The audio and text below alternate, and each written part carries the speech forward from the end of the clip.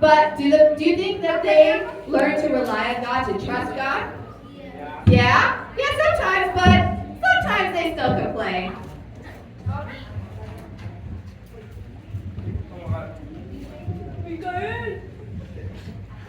I'm thirsty again. Me too. I would even drink the rose water if I had to. God had led the Israelites to a new place in the wilderness. This is called Rephidim. Again, they're in a place with no water. They're in the desert. Did they trust God to take care of them? No. They started complaining again. Hey Moses, we want water. Can we camp somewhere with water? You people, you're never happy. Moses was very frustrated with the Israelites because they didn't trust God, even after all the ways that God had taken care of them. So Moses asked God what they should do. What are we going to do, Moses? God has given me some instructions. Will you bring the Israelites so that we can go to the rock over here? I'll show you what God has planned. So the Israelites came and they stood by the rock that God had told Moses to go to. Then Moses took out his staff and he struck the rock. And water came out of the rock for the people to drink. Everyone was amazed that God had made water come out of a dry rock like a waterfall. And the people praised him. The people stopped complaining, and they were assured that God was with them. But that was when a new problem started to happen. Joshua, the commander of the Israelite army, came to Moses.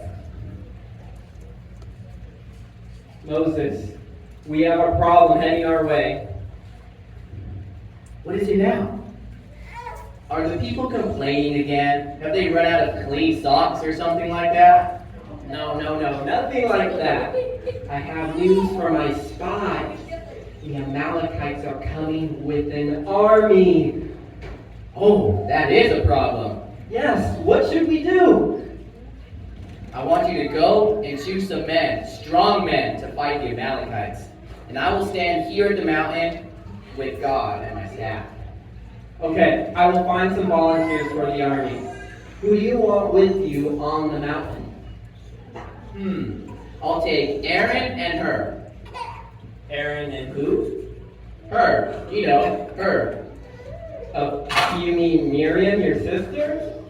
No, why are you talking about my sister? We're talking about Aaron and her. Yes, Aaron I know. But I don't know what her you're talking about. Who is she? No, not she. He. Her is the name of the other guy I want with me on the mountain. Look, he's over there with Aaron. Oh, okay, I got it. Okay, I'll send them over here, and then I'll see who we can fight together to go against the Amalekites. So Joshua, the commander of the Israelites, already gathered up the people to go and fight the Amalekites.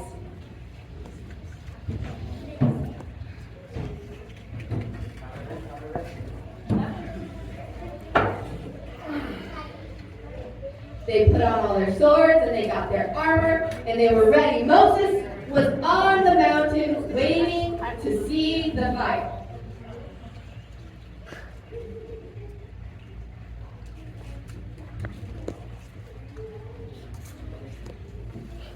Moses went up on the top of the hill with the staff of God. This was the same staff that God had used to help Moses perform miracles in Egypt. God used the staff to send plagues so that Pharaoh would free the Israelites. And this is the same staff that God had used to make water come out of the dry rock. And God was using it again to perform another miracle. The sword and the strength of God. While the Israelite army was fighting the Amalekites, Moses stood on the mountain with the staff of God in his hand, watching the battle. They were fighting for a while, and sometimes the Israelites were winning, and sometimes they were losing.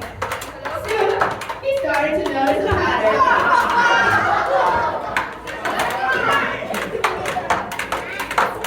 Hey, did you guys notice what happened? happened when I stopped holding up my arms? Why? What happened? I got distracted by our army being pushed back by the Amalekites.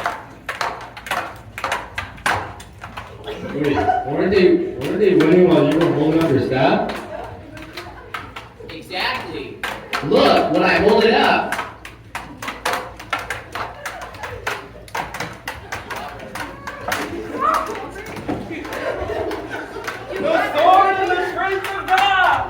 Whenever Moses held up the staff, the Israelites were winning. But as soon as Moses put his hands down, they started losing. Stop putting your hands down. My arms are tired. They've been fighting all day. Now look who's complaining. Do you want the Israelite army to win or not? Of course I want our people to win. Guys, don't need to argue. Come on, Aaron. Grab the So Aaron and Hur helped Moses hold up the staff so the Israelites could defeat the Amalekites. All day they had the staff of God raised up and over the army of the Israelites until they had won the battle.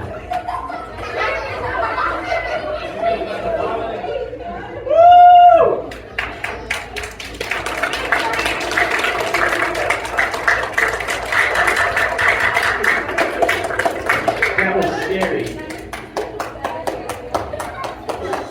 That was scary. There were a few times that I thought we were going to lose that fight. Me too, but then I felt strong again. I think it was because of what Moses was doing on the mountain. Whenever I saw his arms raised, I would feel strong. I'm glad we had Moses with the staff helping us. Me too. We should celebrate the defeat of God's enemies.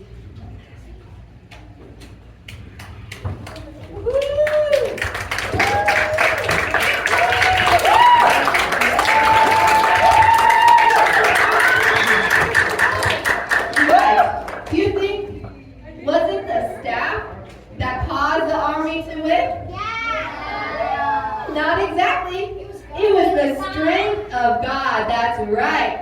God was giving strength to the army of the Israelites. It was just like all the other miracles where God had told Moses to use the staff.